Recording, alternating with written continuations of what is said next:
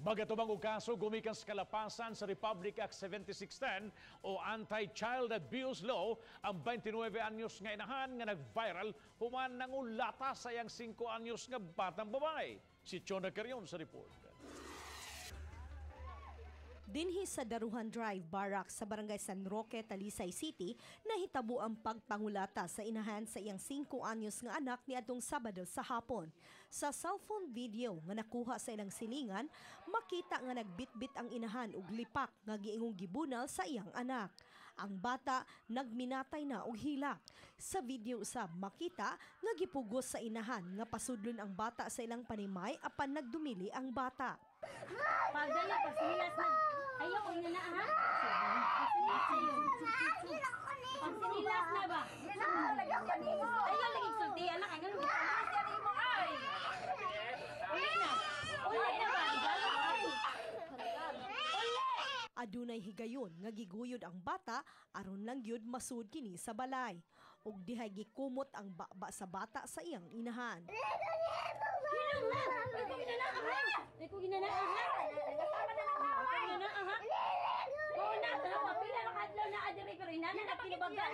Wa makaagwanta ang mga silingan, maong ilang gipugos pagkuha ang bata bisan og isog kaayo ang inahan. Bata ko ang bata! Ko ang bata! Ko ang bata! Laging bata! Laging bata! Bago to gani! Ang bata ang dali! Kuya bata! Uy! Gito ok! Gito ok! Bata ko ang bata! Ari! Ari! Ari! Ari! Ari! Ano? Sama ka ng bata? Ang bata! Ay mo ko ang pinagpilbuang ako! Wala ko tayo! Ay mo ang pinagpilbuang ako! Buhay ba ni nato sa nila? Ay mo ang pinagpilbuang ako!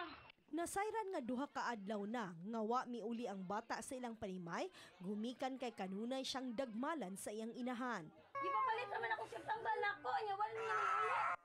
Wa na miuli ang bata human gisugo nga mopalit og tambal sa iyang inahan pasado alas 11 niadtong Huwebes sa gabii. Ug didto na kini nagpalaban og mipuyo sa ilang silingan. Bunalan niya mga lipak, kundi iya paakon, kusion. Kung kumutang na ang worst dyan niya, yung naong kay sauna, kay kuan kaya siya, puti kaya siya sauna karon yung naong, baragdagan na kay uwat-uwat. Buto to, ya dito, bunalan, manira siya. So pagkakita sa silingan, kay banira man. Mahilag na lang. Madlok niya ang bata. Mga bata, ma'am, dili na magpaduol. Ang maong bata, ana-ana sa kustodiya sa Social Welfare Development Office sa Talisay City. Samtang mag-atubang og kasong child abuse ang inahan niini nga ana-ana sa kustodiya sa kapulisan.